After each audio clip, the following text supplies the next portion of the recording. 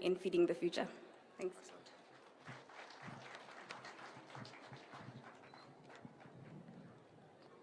Thank you very much.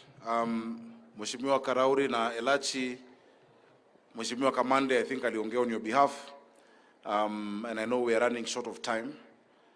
We have recognized Mheshimiwa Malala. I'll call you a bit later. But for now, let me make the remarks. Your Excellency, I rarely read speeches. I normally speak from my heart. But the gravity of what we are doing, there are some things I don't want to forget. Thank you. Your Excellency, 60 years ago, at independence, KANU, under the first President Kenyatta, promised every child at least 7 years of education.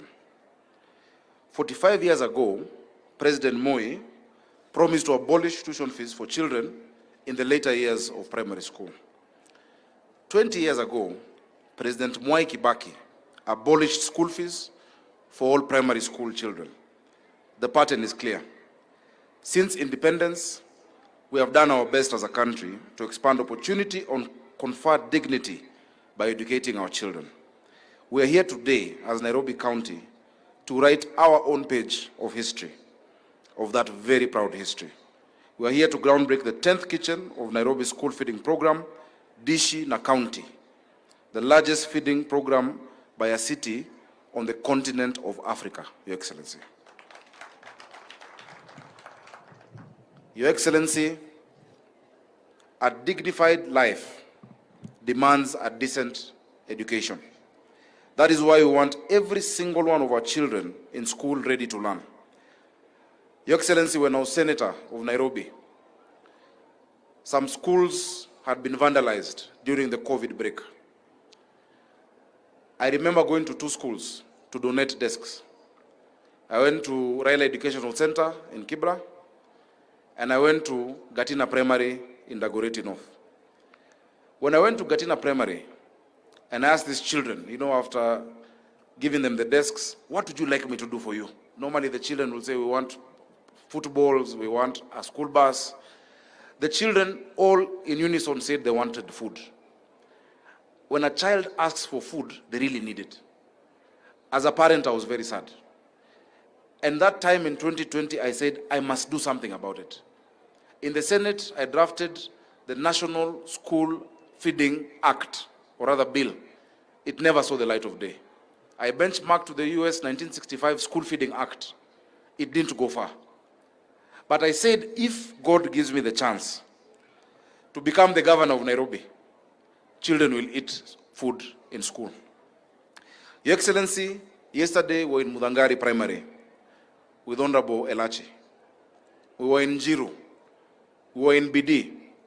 When you look at the reaction of the children, when you mention food, I think as leaders we need to be very embarrassed. Our children are losing a third of their education when they are told at lunchtime to either go find food and they don't come back to class. They don't come back to school. And when they come back the next day, they can't catch up with what they were taught the day before. Yesterday in Jiru, the chairman of the board of management said that you have remembered even in Nairobi, we have levels of poverty with people sleeping with empty stomachs. It is not only in semi-arid and arid areas where people are hungry, even here in Nairobi. Your Excellency, mara nyingi, interventions za njaa, interventions on marginalization ignore Nairobi. Because people assume everybody in Nairobi has money.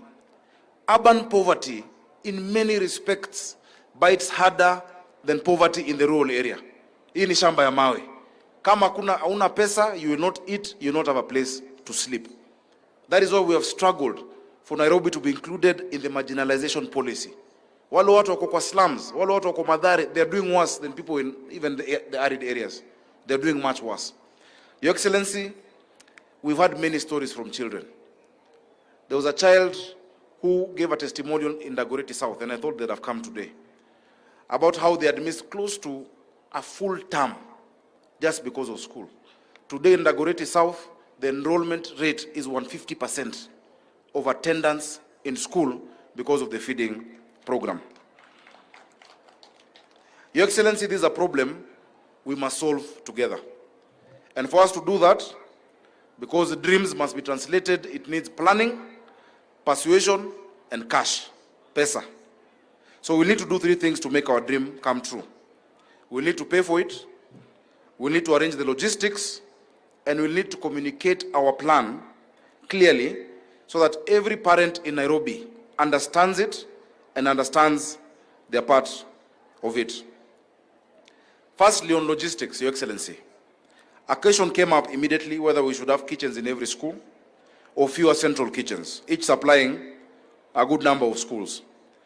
On reflection, we chose a network of schools, of central kitchens, with a hub and spoke model where one kitchen serves a number of schools around it. So this kitchen, for instance, is not for Roysambu Primary only. It is for all of the public primary schools in Roysambu constituency. And so we are groundbroken in Sarai constituency, Race Course Primary, Makadara, BD Primary, Kasarani, Njiru Primary, Embakasi South, Kwanjenga Primary, Embakasi Central, Kayole 1 Primary, in Dagoretti North, Mudangari Primary, in Kibra, Toi Primary, in Westlands, Farasi Lane, Roraka, Babadogo. The amount of money, because I think there might be, Bishop said they are budgeting 1.2. Already in this budget, what I'm spending is already budgeted for building the kitchens. In the next financial year, naomba wa MCS wangu, tupitishe so that we build the other 6 kitchens, plus now we subsidize the meals from August 28th. Your Excellency, also allow me to say, many of these feeding programs, the cost, first of all, have not been consistent, and the cost to the parent is still high. 70 shillings kwa mzazi Nairobi saa ingine ni ngumu. 60 shillings ni ngumu. I want to thank our partners because the cost of a meal at 45 shillings, the county is paying 25 shillings, SIF is paying 15 shillings, na mzazi analipa shilingi 5 peke yake. 5 bob, kobole. We're using a technology where mtoto anavaa saa, ambapo you can load, you can send them pesa today, you can send for a month, you can send for a week. But even that child who doesn't have that 5 shillings, Your Excellency, we will feed. We will not watch a child not getting food because of 5 shillings or because of 100 shillings. There is no dignity when a child is pulled out of the school, of the lunch line, because they don't have that money. Chakula, njaa ni kitu ya aibu sana. Ni kitu ya aibu, and you have told us that for a long time. Your Excellency, so we are spending 1.2 billion, and we hope, because we are working with the national government, that you will also match that, as you have said before, so that we can expand this program. Your Excellency, there are people who have asked questions. That one, school feeding is not a function of county governments. It is true. It is not a function of county governments. It is not a function of national government. It's a function of leadership. It is something that you cannot ignore. We cannot see a problem, Your Excellency, and say this is not mine to do. We must put concerted effort, which is why we are giving bursaries to secondary schools, to primary schools, despite that, to colleges, despite that being a national government function.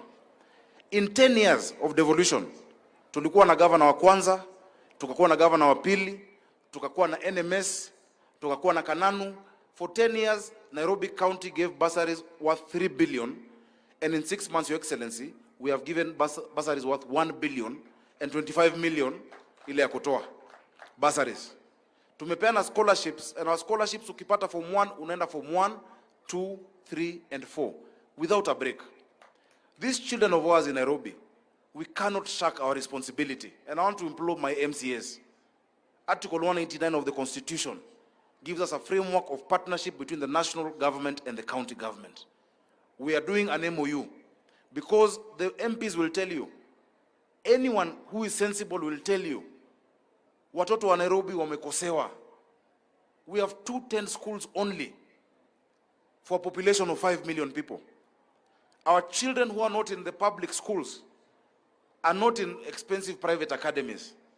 They're in what we call up-bet schools, alternative provision of basic education and training. Unapata shule, Sunday ni kanisa, Monday ni shule, jioni kuna kesha, the next day there is a youth meeting, because we have not given the infrastructure. Successive governments have done bad to the children of Nairobi. We must do something.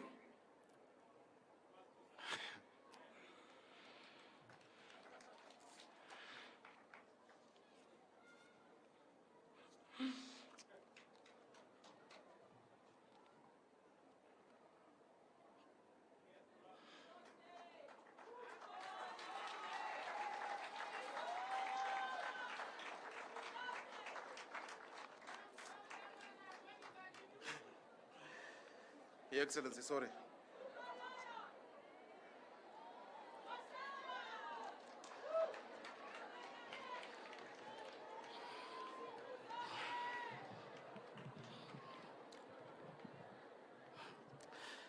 Your Excellency, ni uchungu ya watoto.